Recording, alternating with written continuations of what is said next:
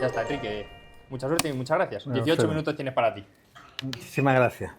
Bueno, voy a ir rapidísimo porque 18 minutos es nada. Muchísimas gracias por venir. La verdad que muchísimas gracias a Time to Think por seguir invitándome. Yo estoy especialmente contento de estar en Granada porque Granada es una especie de nostalgia en mi biografía, porque mis padres se conocieron y se enamoraron en Granada y luego todos mis hermanos, menos yo, han estudiado en Granada, ¿no? De manera que venir es como compensarme de algo.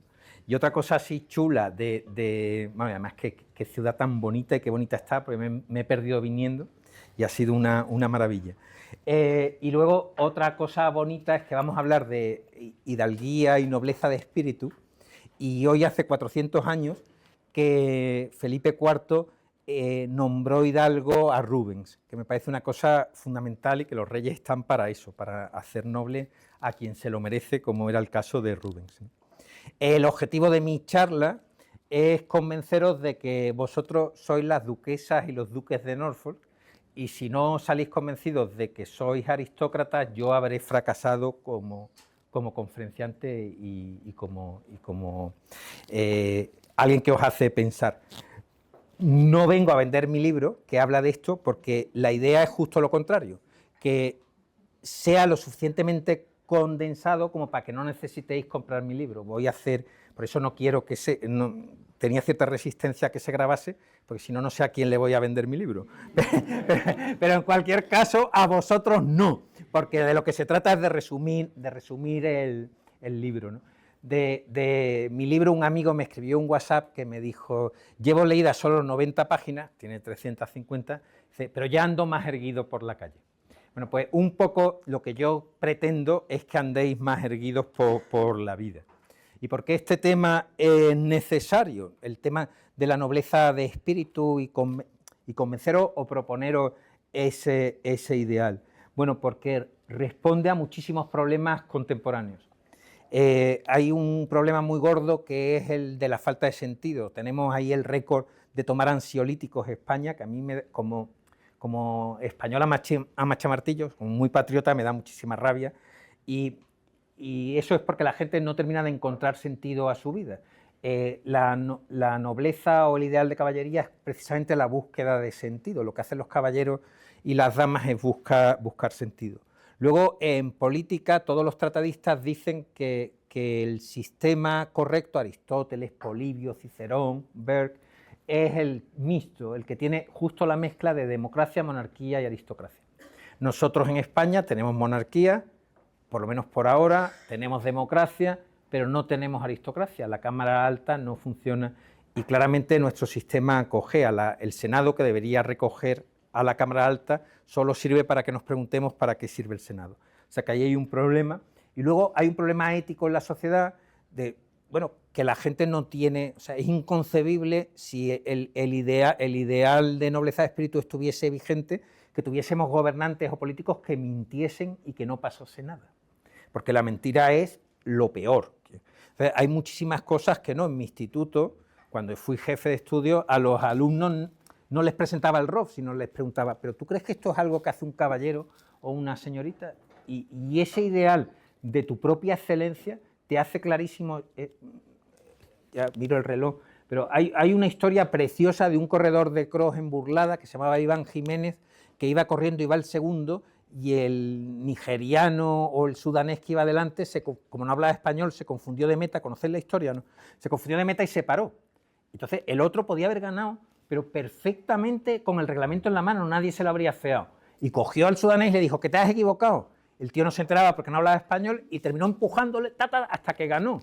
Y cuando le preguntaron: ¿pero por qué has hecho esto? Dijo: porque ¿qué hubiese pensado mi madre? Es verdad que tú coges con ética, pero si uno dice: ¿un caballero qué hace? Un caballero hace que gane el sudanés aunque se haya equivocado de meta, ¿no? Esta idea de que nos hace mucha falta.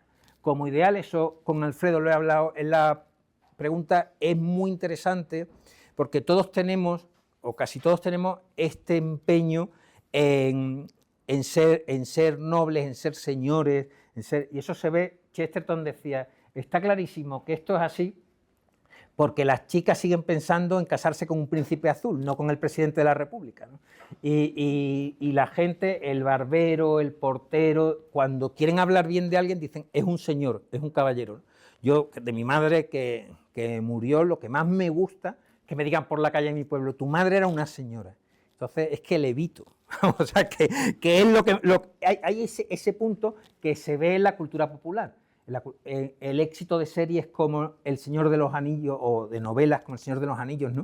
Que hay un rey legítimo, unas especies, unas casas, o incluso Juego de Tronos, ¿no? Que es muy gore, que no tal, pero ahí hay como casas, el caballero que esto, la chica que quiere ser armada caballero, porque es una especie como de ideal que está en el subconsciente de todos los occidentales. De una manera que luego, si queréis, os explico por qué, ¿no? Hay ese afán, entonces eso hay que aprovecharlo. Ahora me podríais preguntar, pero bueno, ¿cómo? Bueno, seguro que hay aquí habrá alguien que tenga una abuela marquesa y dirá, claro, yo soy noble. Bueno, se lo tiene que currar como todos. Y alguien que dirá, yo como esto. Bueno, pues realmente sois nobles de espíritu. Me preguntaban en la entrevista, ¿el noble nace o se hace? Yo decía, nacemos todos nobles. Otra cosa es que la mayoría nos deshagamos por el camino, o nos deshacemos o la sociedad nos deshace. Hay 5 vías para demostrar que todos somos aristócratas, que es lo que yo pretendo hoy. Una es Boecio, el filósofo de consolación de la filosofía, que decía, si todos somos hijos de Dios, todos tenemos el padre más noble posible. Y hacía este argumento. Uno puede decir, bueno, pero es que yo no soy creyente. No importa, porque Séneca decía, estoico, decía, todo ser humano participa por su inteligencia del logos, que es tener una sustancia divina y no se puede ser más noble.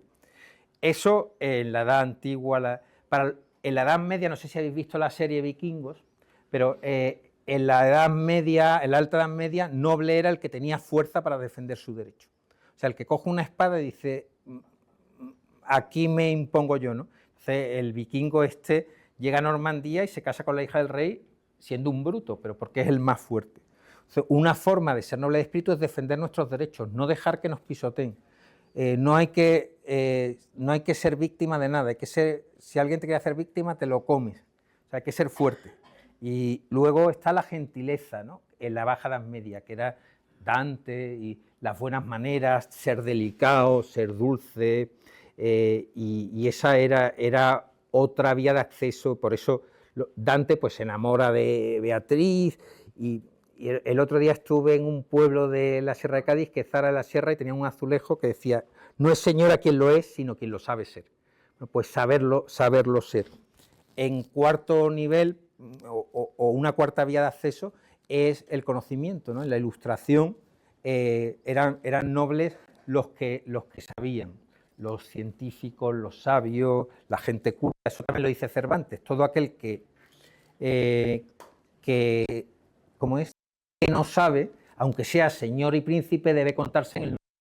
De manera que todo aquel que sabe y es delicado e inteligente, pues debe contarse en el número de los príncipes. Y luego, la democracia seriamente entendida, me da mucho apuro darte la espalda, hablando de nobleza y dándole la espalda a medio auditorio, Chesterton era muy demócrata, el escritor inglés, y decía, yo hay una cosa que no le perdono a la democracia, que es que se haya empeñado en que el duque de Norfolk tenga que ser igual que todo el mundo, cuando la verdadera democracia tendría que ser que todo el mundo debería ser igual al duque de Norfolk, ¿no? O sea, por eso esa idea de duquesa y duques de Norfolk, duque de Norfolk es lo máximo. Digamos que estas vías. Pero lo del reloj yo no sé si es buena idea, porque es que me mira fijamente. Uno podría decir, vale, la teoría está muy bien, pero eso ¿cómo se lleva a la práctica? ¿Cómo llevo a la práctica ejercer mi propia nobleza o mi propia hidalguía? Bueno, en realidad todos lo sabemos. Todos sabemos por qué en mi pueblo la gente dice que mi madre era una señora. Pues porque trataba con cariño a todo el mundo, porque pagaba sus deudas, porque sonreía a la gente, visitaba a la gente. Pero bueno, ¿cómo lo hacemos? Y yo he puesto cinco puntos concretos. Uno, claro, que que el inteligentísimo entrevistador me decía, pero bueno, esto se parece un poco a la autoayuda, ¿no? A sacar lo mejor de ti mismo, a sacar... Y hay una diferencia en la propuesta, ¿no? El que es hidalgo, a mí la expresión, los españoles tenemos la suerte de tener el nombre perfecto, que es hidalgo, que es el que es hijo de algo, el que es hijo de alguien, ¿no? Bueno, tenemos que sentirnos reconocidos en nuestros mayores, ¿no? Y este ejercicio de conocer la historia de nuestros padres, de nuestros abuelos, y detectar qué virtudes de ellos queremos heredar. Yo, si fueseis mis alumnos, os pondría como tarea repasar vuestro árbol genealógico y decir, pues de mi abuela materna lo que quiero heredar es que era súper graciosa, de mi abuelo lo trabajador que era. Y esto, el que nos da ejemplo de esto es un emperador, es Marco Aurelio, emperador hispánico, que empieza los pensamientos, el tío era emperador de Roma, el hombre más poderoso del mundo, y dice, de mi abuelo Vero heredé el buen humor, de mi padre la reciedumbre, de mi madre tal, y se hace un árbol genealógico de virtudes que quiere heredar. Fijaos que podía decir, de mi abuelo heredé el derecho legítimo a ser emperador, de mi abuela una finca en Sicilia estupenda. Vamos, que quien herede una finca, maravilloso, ¿no? No vamos a hacer ascos a ninguna herencia. Pero este sentido, es decir, yo tengo buen humor porque lo he heredado de mi abuela. O sea, y yo soy muy honesto porque lo he heredado de mi padre. Ese sentido, eso te da una fuerza en la vida, es como unas raíces que se hunden y que enlazan con la virtud moral. Es decir, yo soy un heredero, he heredado lo más valioso que hay, que son unas determinadas virtudes, ¿no? De hecho, yo venía pensando, yo he heredado el amor a Granada de mis padres, no conozco Granada, pero en mi casa Granada era un mito como romántico y tal. Bueno, pues está heredado de mis padres. Yo vengo y ando genealógicamente por Granada. Esto no tiene ninguna importancia porque estoy acostumbradísimo al instituto. Otra virtud, digamos, propia de la nobleza de espíritu, especialmente propia, es la veracidad. ¿Y eso por qué? Pues no se sabe bien, pero es una constante. Los atenienses, los nobles atenienses nos decían nosotros los guapos, nosotros los ricos, nosotros los antiguos, decían nosotros los veraces. Y cumplir la palabra ha sido siempre la norma. Los samuráis, si tú le dices a un samurái que te jure algo, te corta la cabeza con la katana, porque consideran una humillación que alguien les pida que... Si te lo he dicho, o sea, a un samurái no le puedes decir prométemelo, porque eso es como negar su palabra. O sea, decir siempre la verdad, que es un tema chulísimo, dificilísimo, porque muchas veces la verdad es el refugio, eso lo han estudiado los biólogos, en la naturaleza los animales siempre están mintiendo, hacen como el pavo real muchos ojos, tal, porque la mentira es un refugio, ¿no? Pero decir, no, yo no necesito el refugio, yo digo la verdad siempre. Digamos que si uno dice, yo no solo voy a salir convencido de que soy el duque de Norfolk, sino que voy a empezar a practicarlo. No mentir nunca. Es verdad que hay un matiz, que es la mentira piadosa, que nos daría mucho que hablar, ¿no? Pero esto es súper importante. Porque además quien miente se está burlando del que le escucha. Hay alguien que te está escuchando, vosotros me estáis escuchando ahora y estáis dándome un voto de confianza, estáis confiando en mí. Si yo os mintiese en algún momento, estaría traicionando algo nobilísimo, que es vuestra confianza en oírme. Entonces, la tercera cosa es ser muy celosos. Los nobles somos, que ya a esta altura de la charla somos muy celosos de nuestra propia libertad. Hay un chiste de Mafalda que a mí me encanta, que va a libertad precisamente, y pasa por un jardín y pone prohibido pisar el césped. Y va, papá, y salta en el césped. Y sale y dice, maldita la gana que tenía de pisarlo, pero es que odio que me prohíban cosas, ¿no? O sea, ese punto de defender nuestra libertad a muerte, ¿no? Vivimos una sociedad, también eso ha salido en la entrevista, en la que todo lo que no está prohibido es obligatorio. Es un rollo, tío, todo. Bueno, pues ser muy celosos de la libertad, de vuestra libertad. También contra las modas, pero incluso también un poquito contra contra el Estado. Si hay que saltarse alguna norma, uno se la salta, porque es que si no, al final los nobles eran gente que era soberana en su feudo. Ese punto, ¿no? Una de las primeras críticas de mi libro fue regular y decía que era un alegato contrarrevolucionario con ramalazos ácratas. Bueno, pues los ramalazos ácratas, ¿no?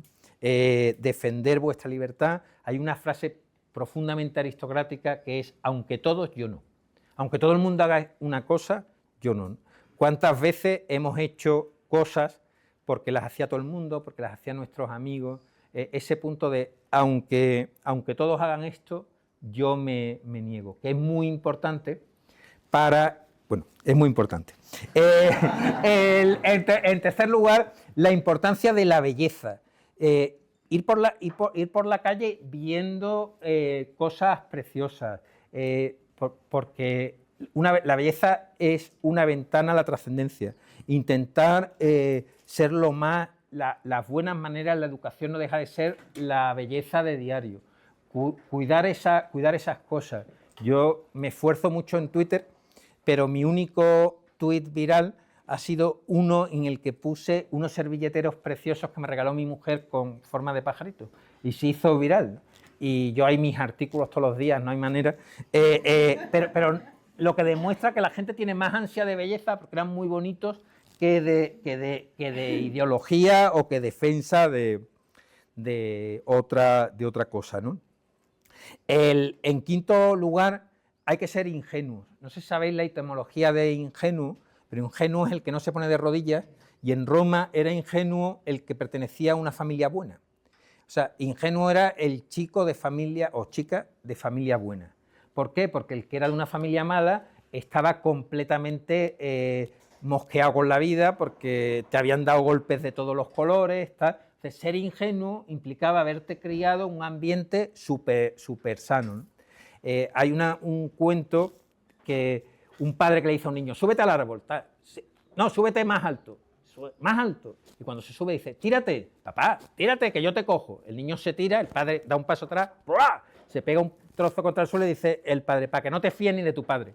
Ese padre no estaba educando a un aristócrata, porque los aristócratas tenemos este punto de haber crecido rodeados de amor y ser ingenuos.